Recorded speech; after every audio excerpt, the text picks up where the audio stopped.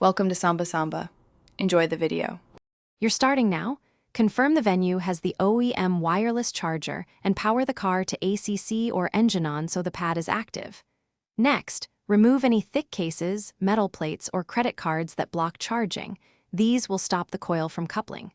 Place the phone face up and gently slide it into the pad area, centering the phone over the charge coil. Once aligned, the charging indicator should blink. Make minor position adjustments until the light shows active charge. Once the phone is on the pad fine-tune alignment, the charging coil is small, so even a 0.5 cm shift can matter. Watch the LED. A steady green confirms normal charging. A blinking or amber light means it's searching or detecting foreign object. If charging stalls, lift and reseat the phone, then rotate 90 degrees if needed. Make sure vents or cup holder lids aren't pressing the phone. Airflow prevents heat buildup.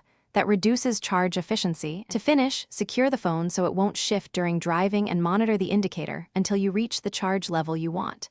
If the device becomes warm, stop charging briefly to let it cool. Heat slows charging and can cause the car to cut power. If charging never begins, remove the case and clean dust from the pad. Then check the vehicle's accessory fuse and the pad's power connection. If that fails, restart the car. Often resetting power restores function. Thanks for watching. Consider subscribing if we helped you.